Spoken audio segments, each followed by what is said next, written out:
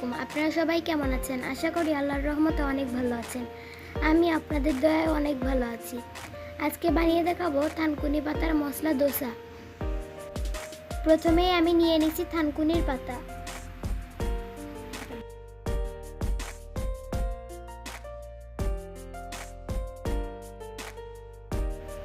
এবার অল্প পরিমাণ পানি দিয়ে দিব। পানি দিয়ে আমরা ব্লেন্ড করে নিব। আমরা একটা বাটি নিয়ে নিয়েছি। এবার এটার ভিতর দিয়ে দিব 1 কাপ চাউলের আটা, দিব 1/2 কাপ ময়দা, দিচ্ছি কাঁচামরিচ কুচি,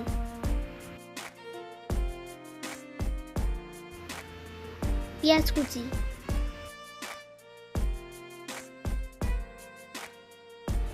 এখন দিব স্বাদমতো লবণ, আদা রসুন বাটা,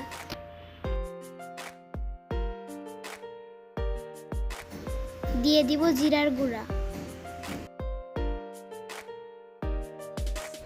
তারপর দিব সরিষার গুঁড়া,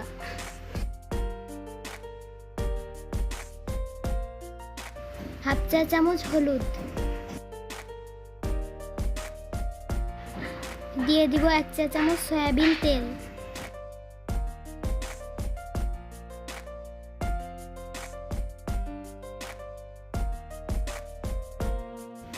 ব্লেন্ড করে রাখা থানকুনির পাতার রস দিয়ে দিব।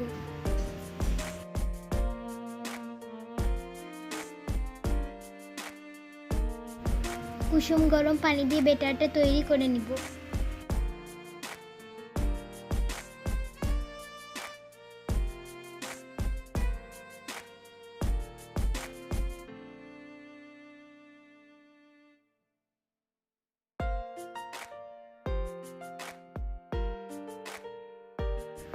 ব্যাটারটা আপনারা এভাবে পাতলা করে নেবেন।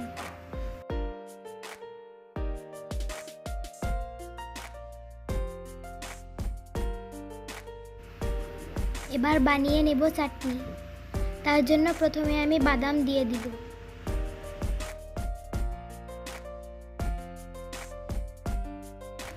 দিয়ে দিব 2টা কাঁচামরিচ আর ধনেপাতা,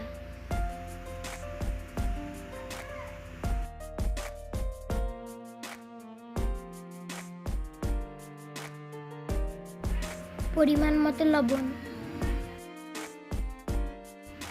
দিয়ে অল্প করে পানি দিয়ে ব্লেন্ড করে নিব।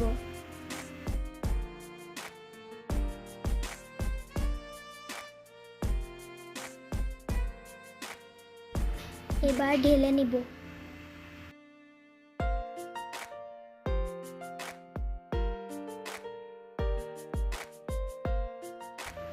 চাটনির ভিতর ফোড়ন দেওয়ার জন্য আমি একটা দেখুন চামচে তেল নিয়ে নিয়েছি।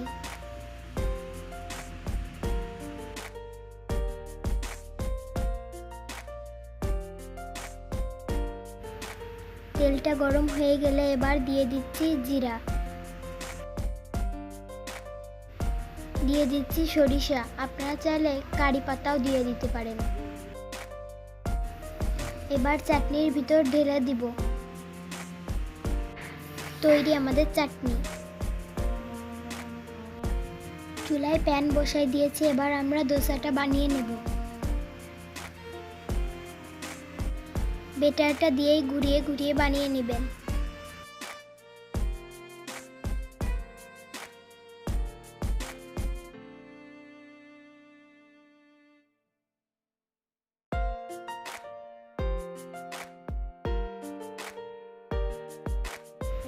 উল্টিয়ে দিচ্ছি।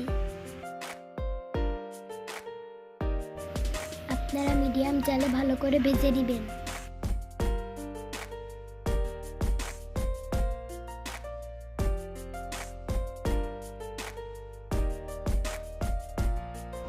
হয়ে গিয়েছে, এবার আমরা উঠিয়ে নিব। আপনারা সবগুলো এভাবে বানিয়ে নেবেন। দেখুন আমি সবগুলো বানিয়ে নিয়েছি, কত সুন্দর লাগছে। তৈরি আমাদের থানকুনি পাতা দিয়ে মশলা দোসা।